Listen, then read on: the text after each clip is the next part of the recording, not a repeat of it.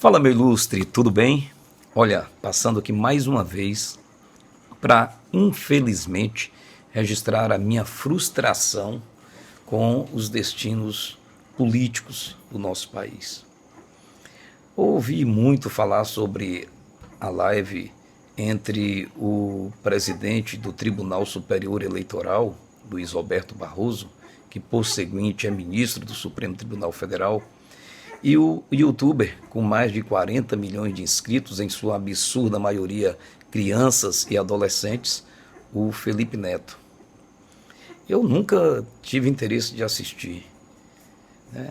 Não queria dar ibope para um moleque depravado como é esse Felipe Neto, e me angustiava saber que um ministro do Supremo, o presidente do Tribunal Superior Eleitoral, abre o seu espaço, a sua agenda para dialogar com um cara que degrada a família brasileira. Aliás, eu queria perguntar a você, pai e mãe, se vocês acompanham, né, a programação desse cara que é assistida pelos seus filhos, onde só há pornografia, incentivo à violência e à futilidade. Mas lá, estava lá a live, né? Organizada e agendada por um jornalista, amigo das antigas desse ministro. E esse expert em política, o jovem Felipe Neto, saiu com as suas tiradas. Uma delas foi dizer que a ditadura militar não fez desgraça só no período em que os militares governaram o país, mas depois, né, que o pior veio depois, quando os jovens passaram a não ter interesse pela política. Ele disse que nasceu no ano da Constituição, 1988, essa fajuta Constituição brasileira, e que cresceu achando que política era coisa de velho, coisa chata, discursos longos, enfadonhos. A ditadura, ela foi muito destruidora para o Brasil. E uma das coisas principais que a ditadura trouxe foi o pós-ditadura. E muito pouca gente fala, ou reverbera, ou discute sobre isso, né? Sobre o quanto a ditadura ela não foi o problema apenas do período em que ela aconteceu, mas também das consequências que ela deixou, as consequências graves que ela deixou no Brasil, as cicatrizes que ficaram. Uma dessas cicatrizes foi justamente esse abandono, né, essa desconexão, descolamento do jovem para o interesse político, para o interesse público, virou coisa de chato. Né? Eu, quando cresci, e eu cresci no período pós-ditadura, eu nasci em 88, o ano do nascimento da nossa Constituição, eu simplesmente cresci com todo mundo ao meu redor analisando política como uma coisa chata. É coisa de velho, é coisa de chato e discursos sempre muito monótonos, longuíssimos e desinteressantes. E o ministro Barroso endossando as palavras deles e às vezes até entrando em contradição, porque o Barroso disse que haviam aqueles jovens que se interessavam por questões ideológicas, mas esses que se interessavam por ideologias políticas não ficaram na política, foram para o judiciário e outros setores, enfatizando aí de que ele é um desses jovens de ideologia que foram para o judiciário e está lá no Supremo, mantendo a mesma ideologia de quando ele era jovem, ideologia comunista, né? Ele que falava que era contra o período militar. Ocorreu no Brasil, em parte, a meu ver, por conta do regime militar, um hiato na vida brasileira. Os jovens não se interessaram pela política. É que os jovens idealistas não foram para a política, muitos foram para o judiciário, para o Ministério Público, para a Polícia Federal, e aí querem mudar o mundo a partir de lá, com a judicialização. E aí falam também do tal do gabinete do ódio, que tem que se política, tendo como princípio o amor. Amor como? Para que mais ódio do que aquele que é difundido por quem vocês defendem? O ex-presidiário Luiz Inácio Lula da Silva, quando saiu da prisão, tentou incitar o povo a agir como o Chile, a agir como a Venezuela, a agir como a Argentina, né? e contradizendo o discurso do ministro Barroso, que, falando do ódio, disse que o bom exemplo era Nelson Mandela, que ficou preso por tanto tempo, mesmo sendo comunista, que depois que saiu não tentou se vingar e fez uma política pacífica, chegando a ser presidente da África do Sul e ali conseguindo inclusive pôr fim ao apartheid. Só que o ex-presidiário Lula pensa diferente. Ele disse, vamos mostrar aqui, que não é hora nem de defesa, é de ataque, que ele quer guerra, que ele quer luta. Não luta nas urnas. O próprio José Dirceu, um dos membros da gangue, disse que vai tomar o poder não pelo poder do voto, é pela força.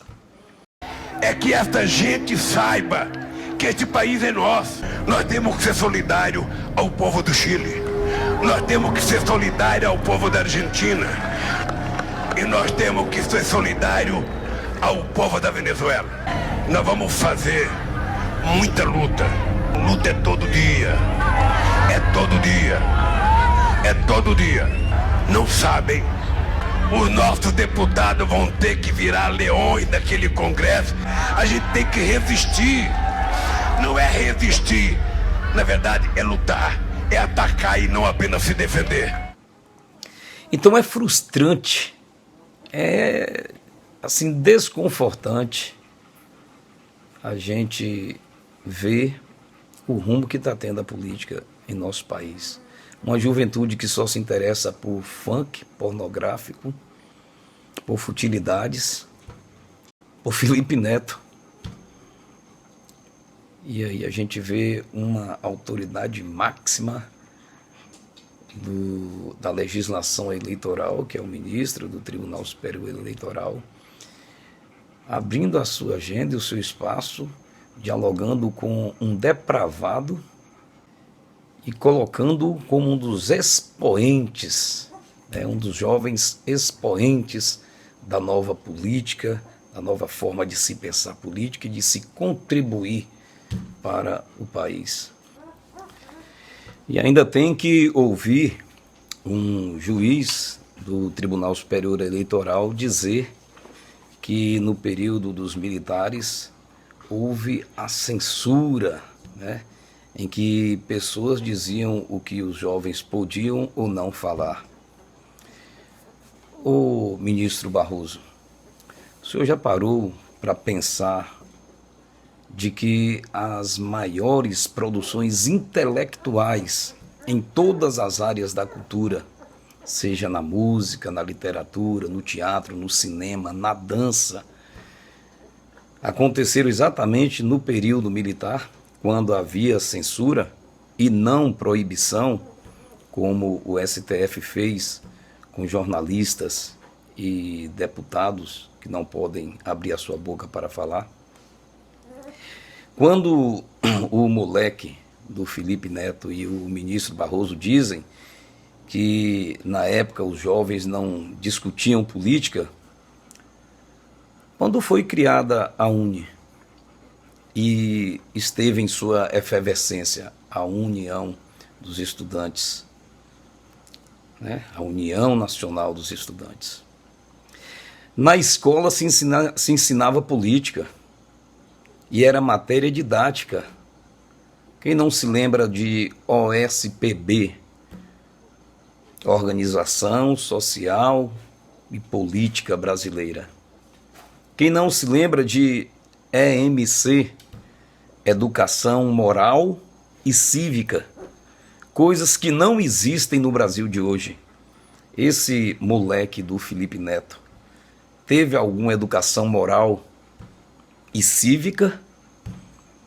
Entende alguma coisa de organização social e política brasileira? Não. Isso era ensinado na escola, não com um viés ideológico, mas para que o jovem entendesse como funcionava o sistema sociopolítico e econômico do país. Ou vai dizer que hoje, nesse aspecto, tudo está melhor? A música de hoje é melhor do que a da época dos militares? A literatura de hoje é melhor do que a da época dos militares? O teatro, o cinema de hoje brasileiro é melhor do que o daquela época, quando havia censura. Então é por isso que eu me frustro com tudo isso. E assisti a live do presidente do Tribunal Superior Eleitoral debatendo política com um moleque depravado que utiliza-se de temas e de linguagem pornográfica e explícita em seu canal para crianças e adolescentes. É frustrante, para não dizer nojento.